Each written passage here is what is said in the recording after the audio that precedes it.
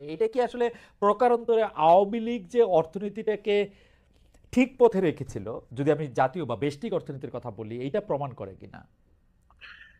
এইটার আমি বলি শুধু আওয়ামী লীগের ধারাবাহিক রাখবে। আমি সবসময় বলছি 53 বছরে কিন্তু বাংলাদেশের অনেক চড়াই উতরাই পেরিয়ে কিন্তু মোটামুটি কিন্তু একটা সন্তোষজনক উন্নতি হয়েছে। এটা অস্বীকার করার উপায় নেই। এটা বলা হচ্ছে যে শেখ হাসিনা সরকারে, যখন শেখ হাসিনা ছিলেন প্রধানমন্ত্রী, তখন প্রতি মাসে 1.33 বিলিয়ন ডলার, অর্থাৎ বছরে 16 বিলিয়ন ডলার বিদেশে পাচার হয়েছে। প্রশ্ন হচ্ছে যে আপনারা 7 মাস ছিলেন, এই 7 মাসে তো আসলে এই ডলারটার পাচার হতে পারে নাই। সেই ডলারটা কি আসলে জমা হয়েছে? এই ডলারটার আসলে কি অবস্থা? 16 বিলিয়ন ডলার পাচার হয়েছে, এটি আসলে আমরা একটি শ্বেতপত্র প্রণয়ন কমিটির কাছ থেকে এটি পেয়েছি। ডক্টর দেবপ্রিয় ভট্টাচার্য প্রণয়ন কমিটিতে ছিলেন। ডক্টর সালাউদ্দিন আহমেদ। না, যেটা পাচার হয়েছে এখনো পাইনি। আমরা তো আমার প্রাণপণ চেষ্টা করছি। এটাকে লোকজনকে আইডেন্টিফাই করা হয়েছে এবং এটা ব্যাপারে লিগ্যাল প্রসেস আমরা শুরু করব।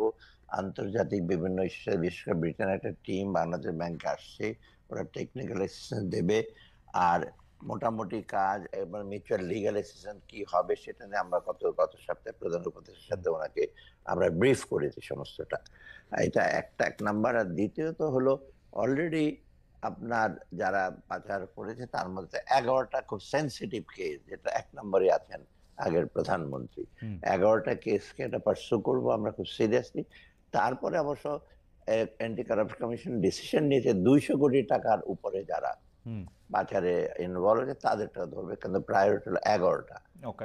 এর মধ্যে সামিট গ্রুপ আছে, এর মধ্যে আপনার এই তো এসালাম আছে এবং শেখ হাসিনা ওনারও অ্যাকাউন্ট আছে, সবগুলো মিলে এইটা একটা। আরেকটা যেটা হয়েছে ইতিমধ্যে কিন্তু যারা বড়রা তো আছেই এবং মাঝারি যারা টাকা পাচার করে তাদের সবাই পার্সোনাল অ্যাকাউন্ট ফ্রিজ করা হয়েছে। তাদের কোনো অ্যাকাউন্টে অপারেটিভ না, কিন্তু তাদের বিজনেস অ্যাকাউন্ট গুলো ফ্রিজ করা হয় নাই। কারণ বিজনেস অ্যাকাউন্ট গুলো ফ্রিজ করলে ব্যবসা বাণিজ্য বসে যাবে। যেমন সালমান রহমানের বেক্সিমকো ফার্মাসিউটিক্যাল, শাইন পুকুর এবং অন্যান্য বিজনেসও তারা করতে পারবে না। যেমন সামিটেরও এগুলো কিন্তু ওপেন আছে। তো ওটা ওকে। বাংলাদেশ ব্যাংক ওগুলো ট্র্যাক করছে। তো সব দিক দিয়ে কিন্তু আমরা একটা টাকাটা আনার চেষ্টা করি, তবে একটা মেসেজ গেছে, এটা সবচেয়ে বড় একটা শিক্ষা, যে এইরকম যদি টাকা পাচার করে কেউ ভবিষ্যতে, এরা পার পাওয়ার কথা না। কারণ যথেষ্ট তাদের কষ্ট ভোগ করতে হচ্ছে। কারণ অ্যাকাউন্ট ফ্রিজ করার মতো জয়েন্ট অ্যাকাউন্ট আছে ওয়াইফের সাথে, সেগুলো বন্ধ। কারণ আমাদের কাছে বহু রিকোয়েস্ট আছে, ছেড়ে দেন, আমার ওয়াইফের কষ্ট হচ্ছে। না, এটা ইন্টারেস্টিং। কিন্তু আমি আমি আরেকটা জিনিস একটু জানতে চাই, যে যদি এই 7 মাস টাকা পাচার বন্ধ থাকে, অর্থাৎ এই 7 মাসে ওই হিসাবে 9.31 বিলিয়ন ডলার বাড়তি জমে যাওয়ার কথা, এটা কি আসলে আমরা এরকম সরল অঙ্ক করতে পারবো, যেহেতু পাচার হয় না না, সেহেতু না, আমার কাছে? না, স্মরণ করে। কারণ এখন হয়েছে কি জানে, যেটা পাচার হয়ে গেছে সেটাতে কিন্তু চলে গেছে এবং আপনি দেখবেন রিজার্ভ যায় 42 বিলিয়ন থেকে কত নেমে আসছে। কিছু বিক্রি করছে, তারপর এখন 20-এর মধ্যে আমরা কোন রকমে রাখছি। অতএব দেশ এই বিদেশিটা আইসে পাচ্ছি না। আর দেশের যেটা টাকা থাকার কথা, মানে যে ওরা যে কিছু পাচার হয়েছে দেশে, সব টাকাই কিন্তু সব পাচারে চলে গেছে। যেমন এক্সাম্পল, একটা ব্যাংকের চেয়ারম্যান প্রায় 60% টাকা সব নিয়ে চলে গেছে, আরেকটাতে প্রায় 50%। তারপর সালমান তো ধার করে করে 50,000 কোটি টাকা নিয়ে গেছে।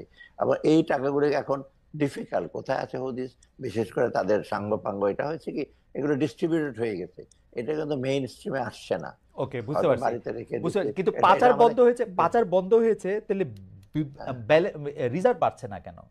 না, রিজার্ভ বাড়ছে না কারণ পাচার বন্ধ হয়েছে।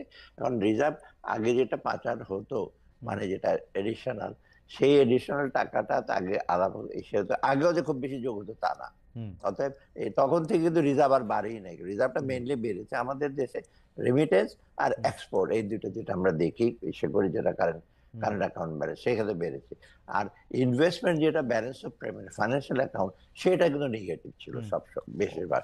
অতএব ইনভেস্টমেন্ট হয় নাই, এই টাকাটা যারা বাইরে অনেক, এবং এই টাকাটা তো ফাইন্যান্সিয়ালি সেটা আসে নাই মেইন স্ট্রিমে। এটা আপনার, এটাকে আমরা বলি যে সেকেন্ড টিয়ার ইকোনমি চলছে, ব্যবসা বাণিজ্য কিন্তু চলেছে ওকে। ভেতরে ভেতরে। ওদের ওদের ব্যবসা, যেটা আমরা বলি কালো ব্ল্যাক ইকোনমি, ওখানে চলছে। এখন এই টাকাটা তো ব্ল্যাক ইকোনমিটা বন্ধ হয়েছে, এবং সেই টাকাটা তো আমরা ট্রেস করা ডিফিকাল্ট হচ্ছে কোথায় চলে গেছে টাকাটা।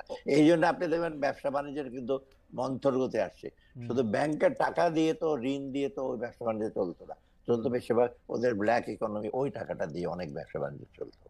ওকে, আর এটা কি আসলে প্রকারান্তরে আওয়ামী লীগ যে অর্থনীতিটাকে ঠিক পথে রেখেছিল, যদি আমি জাতীয় বা বেশনিক অর্থনীতির কথা বলি, এইটা প্রমাণ করে কিনা? এইটা আমি বলি শুধু আওয়ামী লীগ ধারাবাহিকভাবে, আমি সবসময় বলছি 53 বছরে কিন্তু বাংলাদেশের অনেক চড়াই উতরাই পেরিয়ে কিন্তু মোটামুটি কিন্তু একটা সন্তোষজনক উন্নতি হয়েছে, এটা অস্বীকার করার উপায় নেই। কিন্তু একটা পার্টিকুলার সরকারের জন্য না, এটা ধারাবাহিকভাবে। এবং দোষটা অনেক সময় আসছে 15 বছরের জন্য।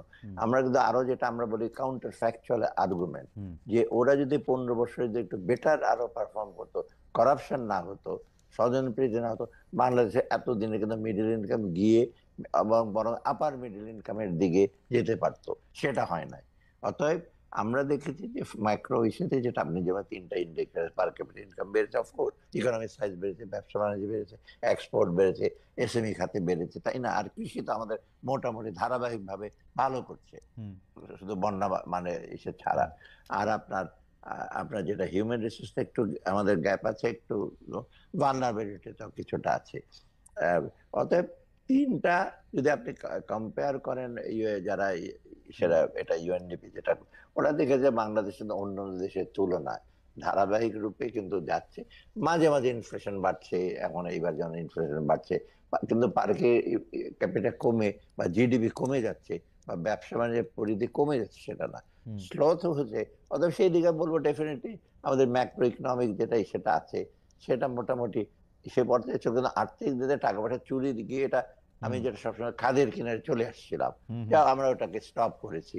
অর্থাৎ এই দিক দিয়ে আপনি বলতে পারেন ইনডিরেক্টলি ওভার দ্য ইয়ার যেগুলো করেছে, সেগুলো মোটামুটি কিন্তু আমাদেরকে একবারে ধ্বংসের পথে নিয়ে যায়নি, কিন্তু আমাদেরকে অনেক ডিফিকাল্ট সিচুয়েশন নিয়েছে, যেটা আমাদের বাংলাদেশ কিন্তু আরো বিশেষ করে ম্যাক্রো ইকোনমিক সেক্টরে বা ওভারঅল এর সাথে মোটা দাগে ডেভেলপমেন্ট হয়েছে।